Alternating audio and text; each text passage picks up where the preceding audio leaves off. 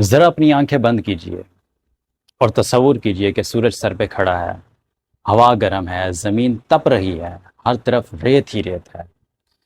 آپ کئی گھنٹوں سے پانی کے بغیر ہیں، جسم کمزور پڑ رہا ہے، دل تیزی سے دھڑک رہا ہے، ہونٹ خشک ہیں، اور پھر بھی آپ اپنے قدم پیچھے نہیں ہٹنے دے رہے۔ سوال یہ ہے، ایسے وقت میں انسان کو کھڑا رکھنے والی طاقت کیا ہوتی ہے؟ کیا یہ جسمانی طاقت ہوتی ہے؟ کیا یہ خوراک ہوتی ہے؟ کیا یہ پانی ہوتا ہے یا پھر کوئی اور طاقت ہوتی ہے؟ آج ہم اسی سوال کا جواب تلاش کریں گے، کربلا کی سرزمین سے اور فزکس کی لیبارٹری تک۔ السلام علیکم، میں ہوں زاہد اور آپ دیکھ رہے ہیں زیڈ ایس مائنڈ سپارک۔ 61 ہجری کربلا کا میدان، ایک طرف طاقت اور وسائل اور بڑی تعداد، دوسری طرف حضرت حسین، امام حسین رضی اللہ تعالیٰ عنہ اور ان کے کچھ ساتھی۔ تاریخ ہمیں بتاتی ہے کہ یہ صرف ایک جنگ نہیں تھی، یہ اصول اور طاقت کے درمیان ایک امتحان تھا، یہ تعداد اور کردار کے اعتبار کے درمیان ایک مقابلہ تھا۔ یہ وہ لمحہ تھا جہاں جسمانی طاقت اور نظریاتی طاقت آمنے سامنے تھی۔ لیکن آج ہم اس واقعے کو ایک مختلف زاویے سے دیکھیں گے، سائنس کے زاویے سے، فزکس کے زاویے سے اور انسانی دماغ کے زاویے سے۔ دوستو، فزکس کا ایک بنیادی اصول ہے، ہر نظام کو کام کرنے کے لیے توانائی درکار ہوتی ہے۔ آپ کا موبائل، آپ کی گاڑی یا انسانی جسم، سب کو توانائی چاہیے ہوتی ہے۔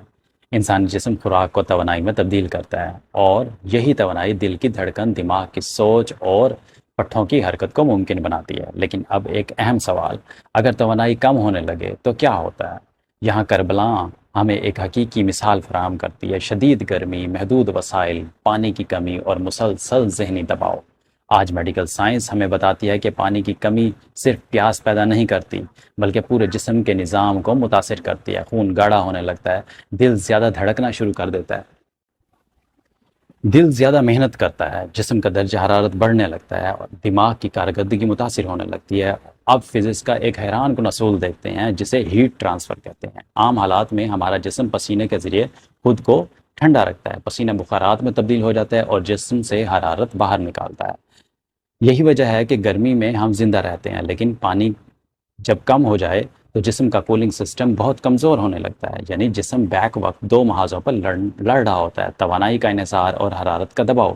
اب یہاں ایک اہم سوال پیدا ہوتا ہے جو شاید فزکس کے لیے بھی کافی حل طلب ہے، ٹھیک ہے؟ اگر جسم کمزور ہو رہا ہو تو انسان پھر بھی ثابت قدم کیسے رہ سکتا ہے؟ یہاں سائنس کا دوسرا شعبہ داخل ہوتا ہے جسے ہم سائیکالوجی کہتے ہیں۔ سائیکالوجی، ماہرین نفسیات کہتے ہیں کہ انسان صرف جسم نہیں ہے، انسان ایک مقصد بھی ہے، ایک نظریہ بھی ہے، ایک یقین بھی ہے۔ جب انسان کے پاس کوئی بڑا مقصد ہو تو اس کا دماغ مشکلات کو مختلف انداز میں دیکھنا شروع کر دیتا ہے۔ اس لیے دو لوگ ایک ہی مشکل میں ہوں تو ایک ہار مان لیتا ہے اور دوسرا تاریخ بنا دیتا ہے۔ آپ ذرا نیوٹن کی طرف چلتے ہیں۔ سر آئزیک نیوٹن کا جو پہلا قانون ہے، لا آف انرشیا، مطلب جمود کا قانون، لا آف انرشیا، یہ کہتا ہے کہ کوئی جسم اپنی حالت برقرار رکھتا ہے جب تک کوئی بیرونی قوت اس سے تبدیل نہ کرے۔ لیکن زندگی میں بیرونی قوتیں کیا ہیں؟ خوف، دباؤ، تنقید، ناکامی، لالچ، دھمکیاں، یہ سب وہ قوتیں ہیں جو انسان کو اپنی راہ سے ہٹانے کی کوشش کرتے ہیں۔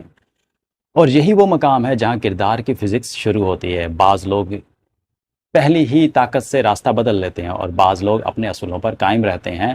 کربلا کی کہانی دراصل اسی کردار کی فزکس کی کہانی ہے۔ یہ ہمیں بتاتی ہے کہ بعض اوقات سب سے بڑی طاقت تلوار میں نہیں ہوتی، سب سے بڑی طاقت انسان کے فیصلے میں ہوتی ہے، اس کے نظریے میں ہوتی ہے، اس کے مقصد میں ہوتی ہے۔